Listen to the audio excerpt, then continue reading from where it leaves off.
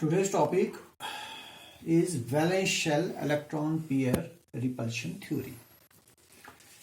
And shortly this theory is known as Weizsäcker theory. This theory is regarding covalent bonding. This theory was given by two scientists, namely Gillespie and Nyholm. These two scientists, namely Gillespie and Nyholm, in the year 1957, they gave this theory. This theory, as I told you, this is regarding the observed shapes of covalent molecules. So this theory helps us in understanding the observed shapes of covalent molecules. In this theory, there are certain postulates, there are certain points, but before going to those points, let us know something about bond pairs and lone pairs. Let me take an example. Suppose this is ammonia. Let us show covalent bonding in ammonia. In this very molecule, this nitrogen is considered as the central atom. So this is the central atom because it occupies the central position. And then I have three hydrogen atoms in it. Suppose this is 1, 2, and 3.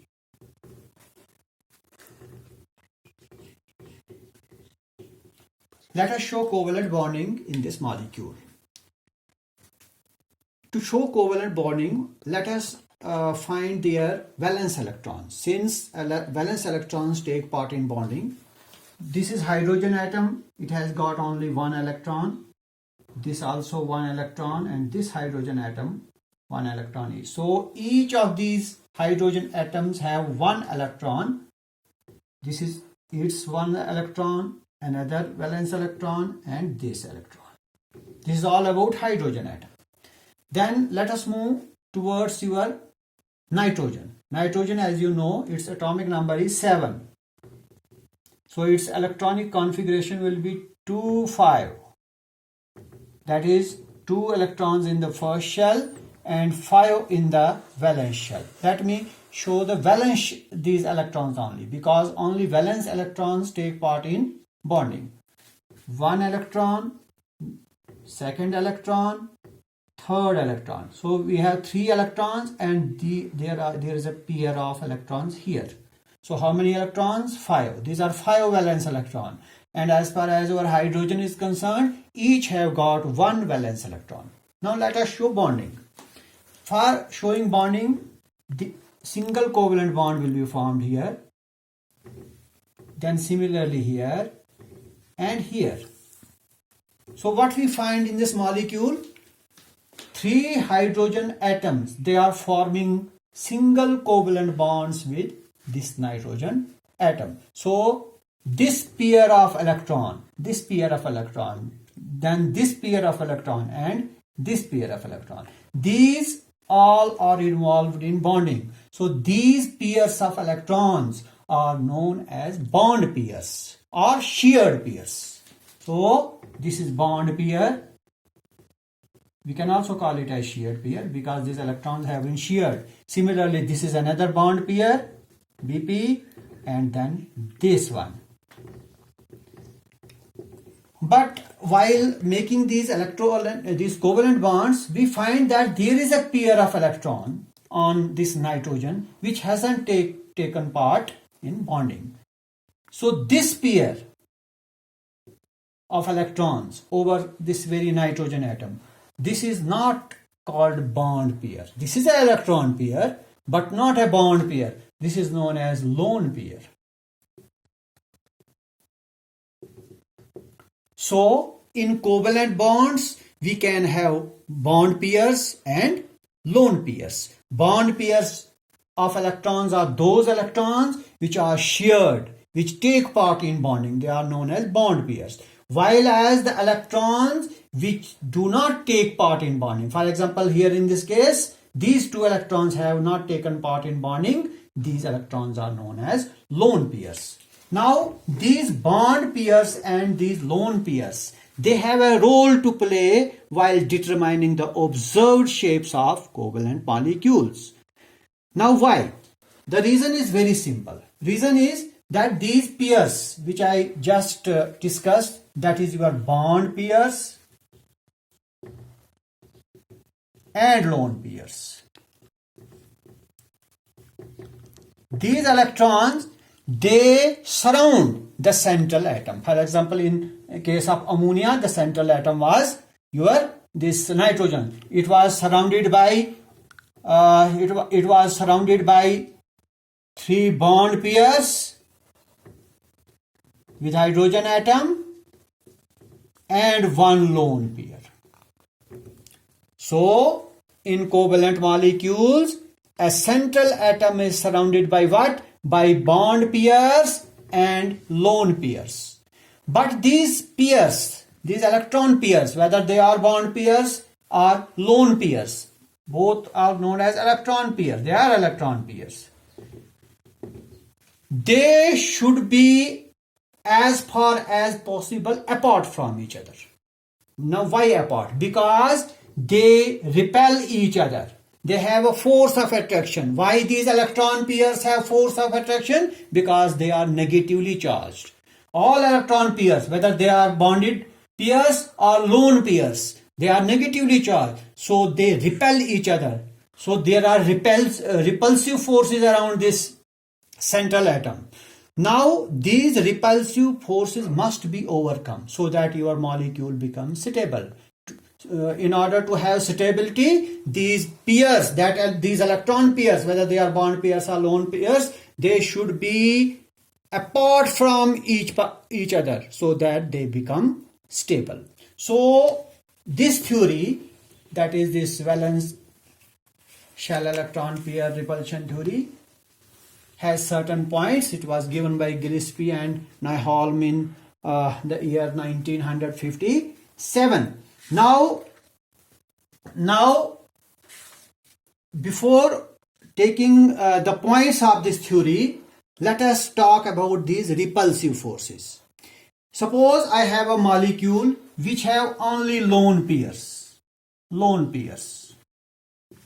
This repulsive force, that is repulsive force between lone pair and lone pair, this is greater than the repulsive force between lone pair and bond pair, which is in turn greater than bond pair and bond pair. We have to remember these are repulsive forces. So if we have only bond pairs in a molecule, that molecule is much more stable as compared to those covalent molecules which have lone pairs and bond pairs. And those molecules which have only lone pairs, in that very case, the repulsive forces are maximum. So your repulsive forces do act in this order. That is, the repulsive force between lone pair and lone pair is greater than the repulsive force between lone pair and bond pair, which in turn is much greater than bond pair and bond pair repulsive forces. Now, going to your valence shell electron pair repulsion theory, we have certain points. For example, first point. First point is that the shapes of covalent molecules, because here we have to deal with only covalent bonds. The shapes of covalent bonds depend upon covalent molecules. Depends upon what? Those electron pairs which I just discussed.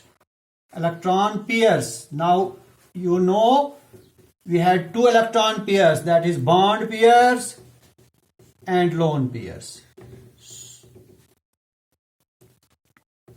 So the shape of a molecule depends upon these electron pairs. This was first point that was given by Gillespie and Nyholm in 1857 in this very theory. Then second point is that these electron pairs which are around the central metal atom, they tend to repel each other. Why they tend to repel each other? Because they are negatively charged. The electron pairs, when I say electron pairs, I mean that bond pairs as well as lone pairs. The electron pairs tend to repel each other.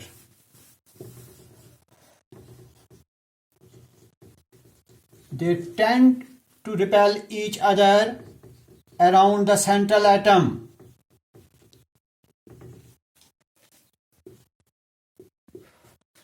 Why? Because are due to negative charge of electrons. Since your electrons are negatively charged particles, so they tend to repel each other. This was another point that was given by this theory. Then these electron pairs which tend to repel each other, they must occupy a position which should be apart from each other. If that distance between those pairs, those electron pairs is maximum, then your covalent molecule is much stable. So stability of your covalent molecule depends upon the distance between those pairs, bond pair, these electron pairs, whether they are bond pairs or these lone pairs. So electron pairs tend to occupy a position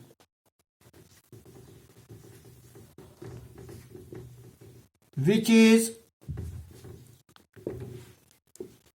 at maximum distance.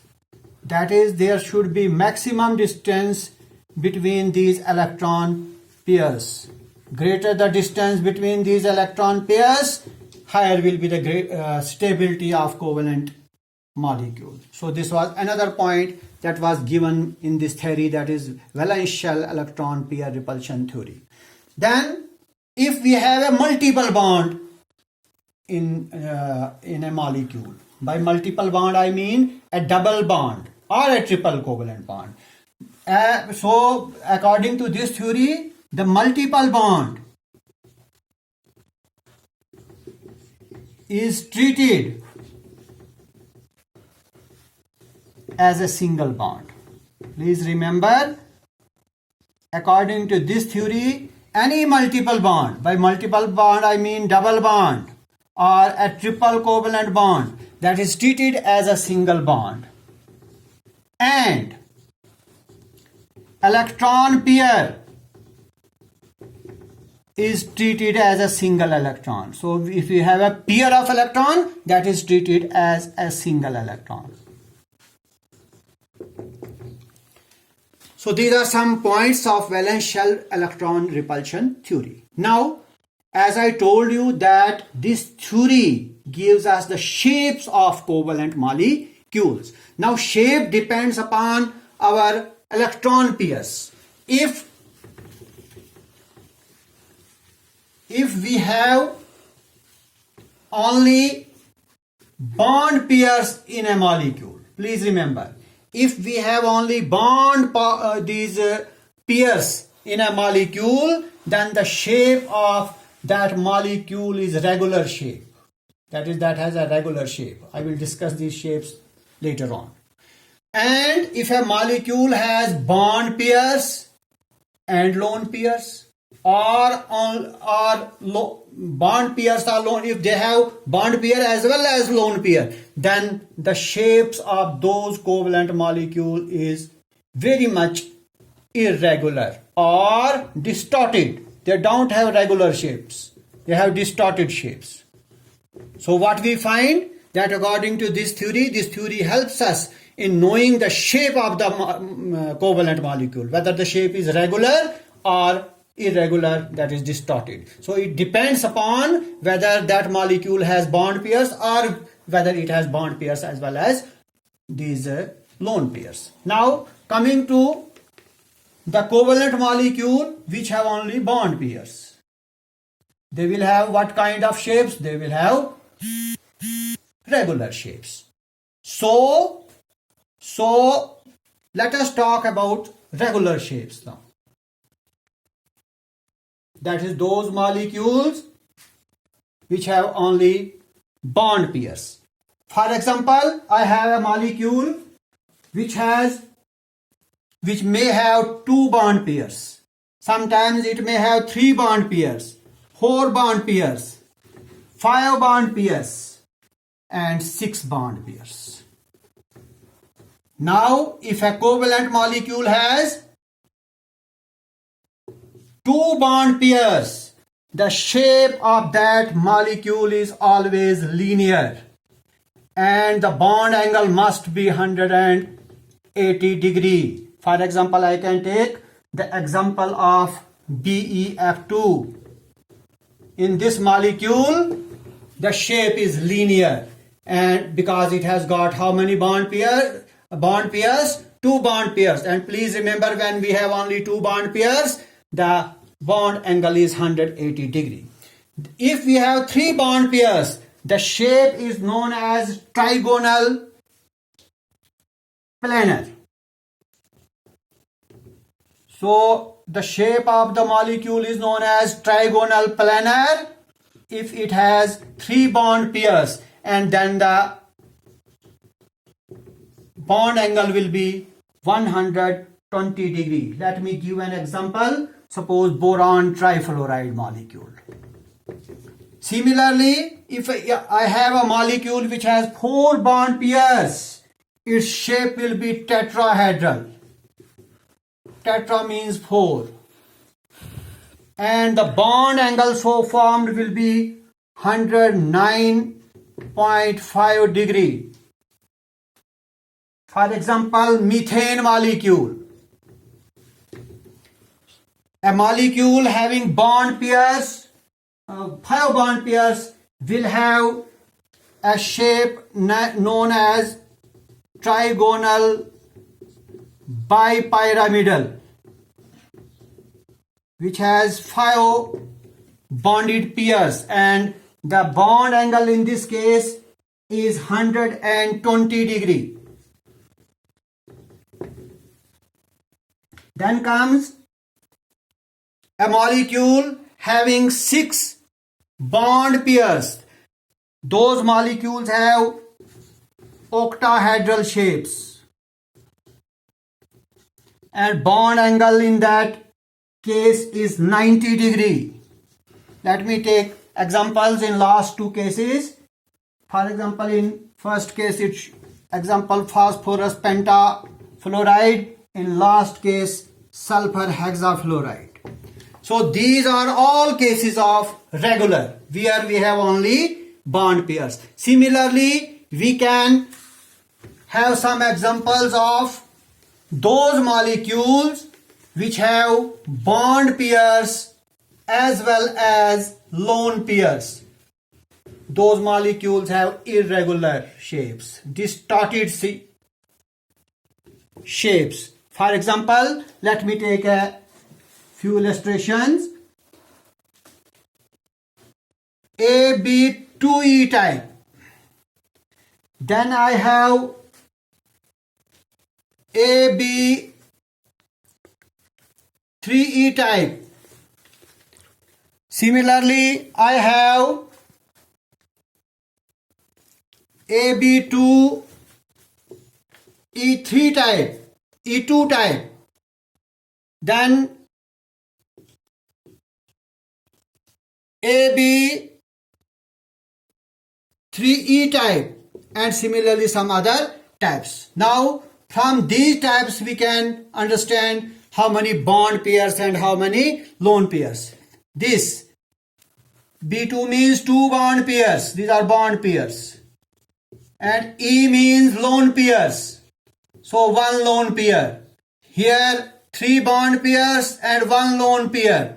2 bond pairs and 2 lone pairs, 3 bond pairs and 1 lone pair. So depending upon number of bond pairs and lone pairs, we can have different shapes. For example, in first case, AB 2E type, where we have 2 bond pairs and 1 lone pairs, the shape is trigonal planar. Trigonal planar, which is bent. So the shape is known as trigonal planar when I have 2 bond pairs and 1 lone pairs. Then if we have this type of shape, that is AB3E, that shape is known as tetrahedral. The shape is known as tetrahedral. Then we have a molecule having 2 bond pairs and 2 lone pairs, that is also tetrahedral. Because 4, 3 plus 1, 4, 2 plus 2, 4. Then I have AB3 and this, which has 2 bond pairs, 3 bond pairs and 1 this pair. In this case, the shape is trigonal bipyramidal. And similarly, we can move further. So this is all for today.